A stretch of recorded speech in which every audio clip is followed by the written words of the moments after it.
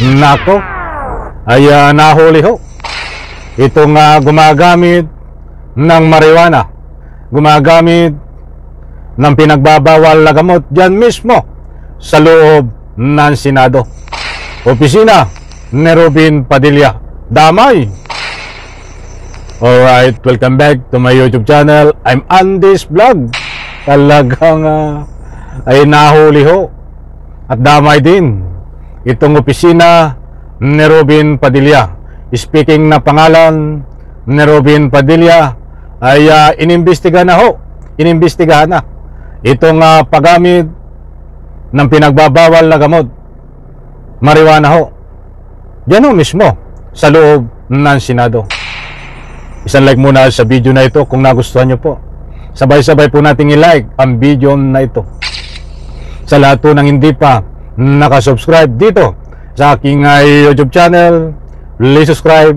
Pwede rin po kayo mag-share ng video na ito. Nako! Kaya naman pala itong si Robin Padilla ay nagpasa ng gusto niyang ipasa itong batas na kanyang sinusulong na dapat legal ang paggamit ng marijuana. Subalit hindi po binibigyan ng daan para ipasa. But in connection dito ho, magugulat kayo doon sa hindi nakakaalam, ay huling-huli ho mismo at damay ho itong opisina ni Robin Padilla sa paggamit ho ng marijuana. Yan po ay illegal. Yan ho ay bawal na gamot. Ay mga bangag ito eh. Kaya pala mga tao diyan sa Senado ay bangag, ay baka nakakaamoy ng usok ng marijuana dahil mismo diyan ho sa Senado ay natuklasan at nahuli na gumagamit ito ng marijuana. Mga kaibigan, sa puntong ito, wag po kayong aalis, samahan nyo ako. Ipapakilala ko po kung sino ito. Senado pa ha, senador. Mga kaibigan, katabi niya ang mga senador na kapwa senador din. O sino ho ito? Mga mahal kong taga-subaybay, ito ho. Hindi po ito fake news. Nandyan ho, maliwanag. Paggamit di umano ng marijuana sa Senado, iimbestigahan. Ngayon po yan, August 14, 2025, bagong-bagong balita po. Nandyan, naka-flash sa screen. Babasahin ko po ang nilalaman. Mga mahal kong taga-subaybay, nako, ay kilalang-kilala nyo ba ito? Ipanoorin nyo muna bago nyo malaman kung sino ito. Talagang pati ba naman Senado mayroon na ring mga marijuana? Inuulit ko ho, kaya pala gusto ni Robin Padilla na ang marijuana ay gawing legal dahil gamot daw ho. Meron siyang ipinasa, ginawang batas na yan, ba't hindi ho maapruban? Ito ho, ay damay ang pangalan niya eh, mga kaibigan. Ibang sesyon sa Senado. Anong sesyon ito? Sesyon ng marijuana. Pinaiimbestigahan na ang napaulat paggamit di umano ng marijuana. Maliwanag ko, nandiyan naka-flash sa screen.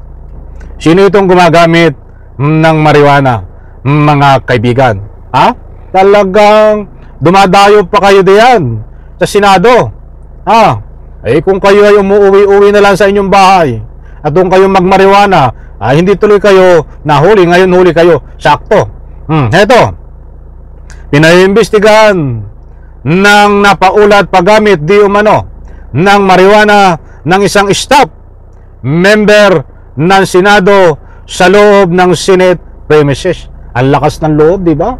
Mismo sa loob pa ng Senado, Senate premises. Kanino ho itong staff? Staff po ng isang senador. Ito ay iniutos ni Senate Secretary Attorney Renato Bantog Jr. sa Office of the Sergeant at Arms kasunod ng direktiba ni Senate President Chis Escudero. Baka hindi nyo pinahit-hit, kaya nahuli kayo. Shout out Escudero Escaldero. Kumusta naman ang Bilyones?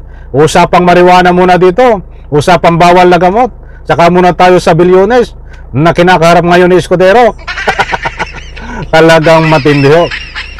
Eto, nagbigay din si Bantog kay Senador Robin Padilla ng kopya ng incident report matapos ang naiulat na insidente. Ibig sabihin, inimbestigahan na ito at ang pag-iimbestiga ho ay ibinigay dito kay Robin Padilla, mga kaibigan. Talagang matindi, di ba? Mga mahal kong taga-subaybay. Babasa muna ako ng ilang komento, mga kaibigan. Ito ho.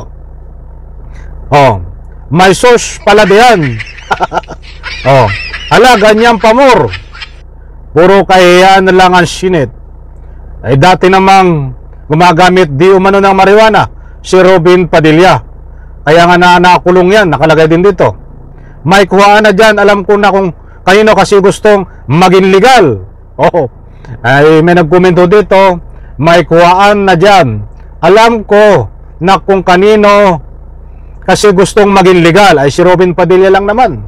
Mga kaibigan, ang gustong maging legal ang marijuana. Kaya tayo sa public opinion, shout out Sir Ferdinand Digman, salamat sa inyong public opinion.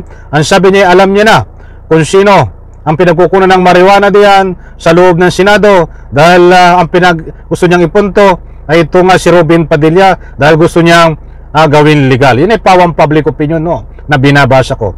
Ayon ho dito sa ulat, baka po tayo magkamali. Pakinggan po natin mabuti. Isang staff ni Robin Padilla ho ang nahuli na gumagamit ng marijuana sa loob ng Senado. Mga mahal kung taga-subaybay, hindi po si Robin Padilla ang nahuli. Staff tauhan ho ni Robin Padilla ang nahuli, mga kaibigan. Abangan po natin bukas kung ano ang sasabihin dito ni Robin Padilla. At abangan din ho natin bukas kung sino ang kabuuan na pangalan nitong staff ni Robin Padilla. Dahil ayaw ko naman pong pangunahan itong balita na ito. Dahil marami po ang lumalabas, mga mahal kong taga-subaybay, na mismo din ang source ng kinukunan ng marijuana na pinagbabawal na gamot ay mismo din diyan ho sa Senado.